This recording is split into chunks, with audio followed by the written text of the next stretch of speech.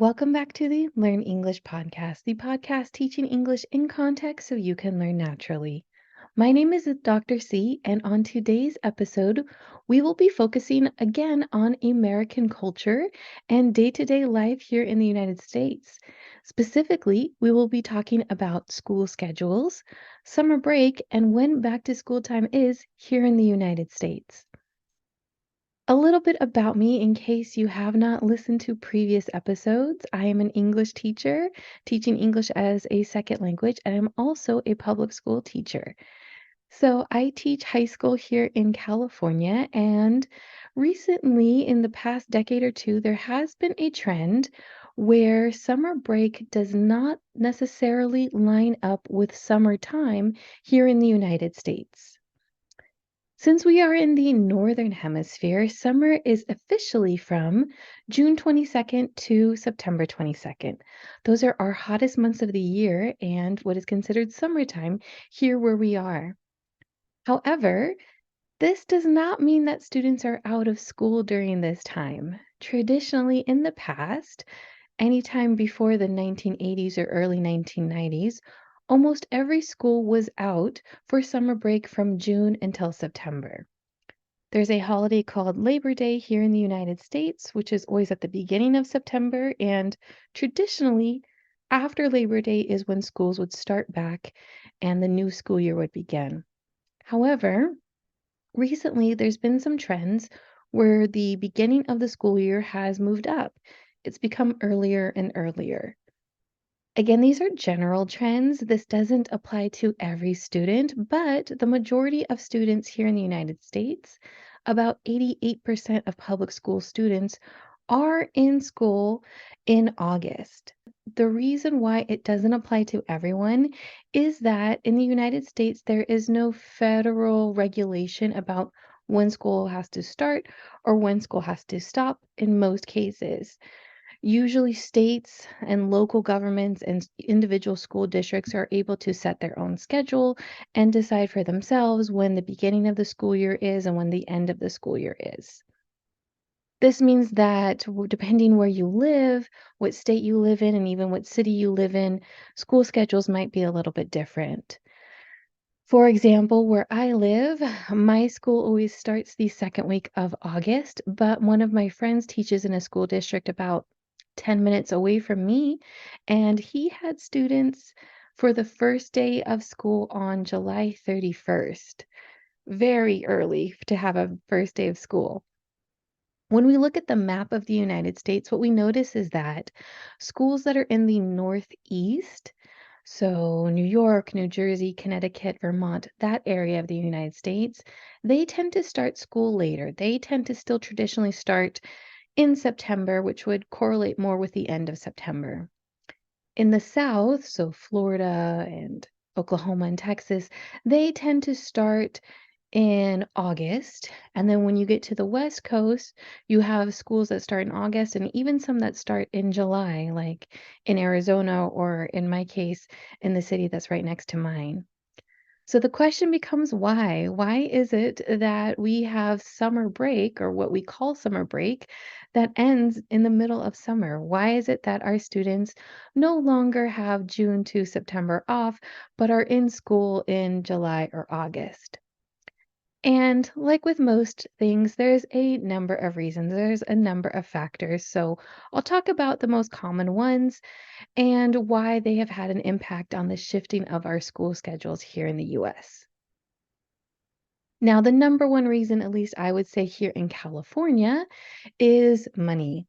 In California and in a few other states around the country, public schools get their money based on how many days a student attends school.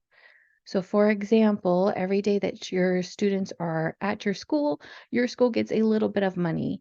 But when your students are not in school, when they're absent for the day, your school does not get that money. Because of this, in California, schools want to make sure that they're open on the days when students are at their home and are willing to come to school, and that the school is closed on dates when students might be traveling with their family and missing school.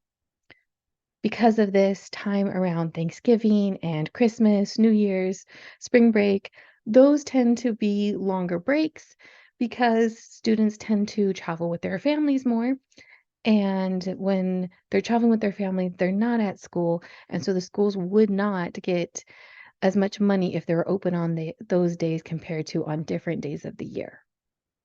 So, because of the need to extend certain breaks and have school days around different holidays, our beginning of our year has drifted earlier and earlier. Like I said, my school district starts in August, the second week of August, and I would say most school districts around me start either the beginning of August through maybe the third week of August. Another reason why we've had this change is because of state standardized tests. Now, I am a teacher and I know that standardized tests are not the best way to determine if a student has learned something. Teachers like myself know that it's not the best assessment of how much a student has learned in the year. However, schools and the states take these scores very seriously. There's a lot of pressure that's put on state standardized tests and how well students do on them and what their scores are. Because of this and because the pressure that's tied to these test scores, schools want to prepare their students as much as possible ahead of our test time. Usually, these tests are given in the spring, around April or May.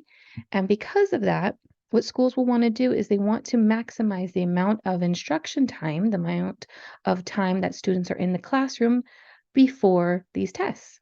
If school would start in August versus September, you can have an additional month before that test time. You can have an additional month to prepare your students. Or if you start in July, you could have maybe even an additional 2 months. That's a lot of time. That's a significant amount of hours, a significant amount of learning that could occur in the classroom, and theoretically, that would lead to higher test scores. I say theoretically because, again, we as teachers know that doesn't always work out as planned, but that is the logic that schools are using when they're adjusting their schedules and wanting to start earlier in the year. A third reason has to do with the way our school year is structured, at least at the high school level.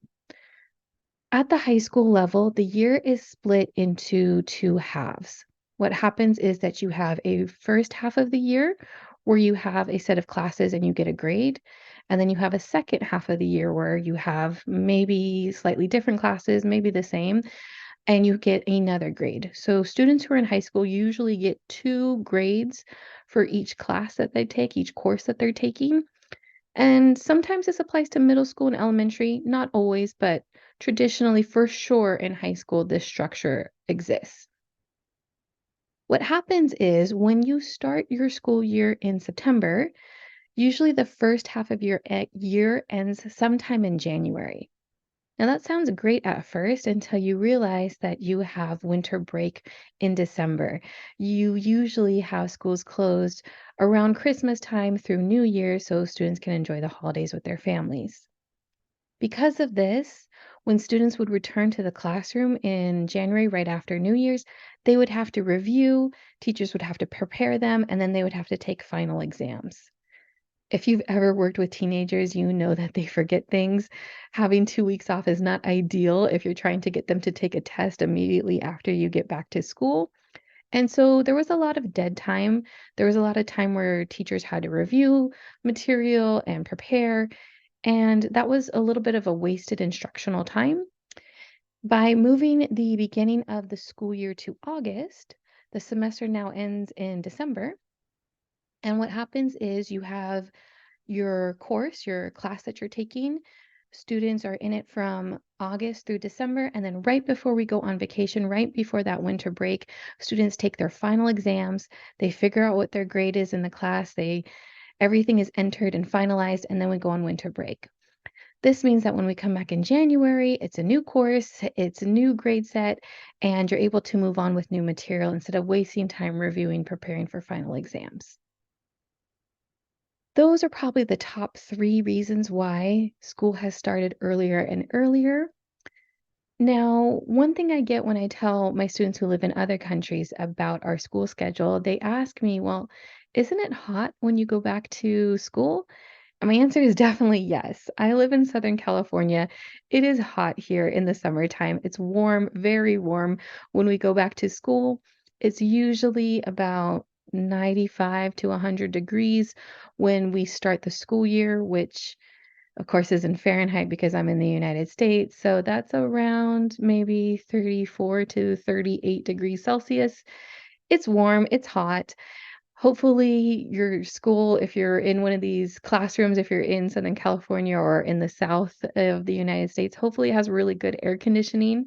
I can tell you from experience, I've been in classrooms that do not have very good air conditioning, which means that it is very uncomfortable to be in the class when it is that warm outside. But there's nothing really we can do about it. We just have to start school when the school district says and start the school year off, even though it is still summertime.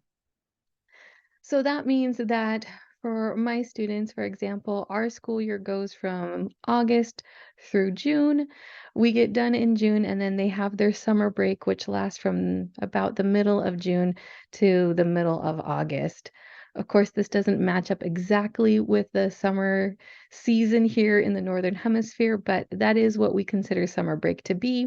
And that means students usually go back to school shopping and start preparing for the school year about mid-July, or at least by the end of July, especially my friend who teaches at that school district that started on July 31st, his students were definitely getting ready for school, in July and getting ready to start the new year.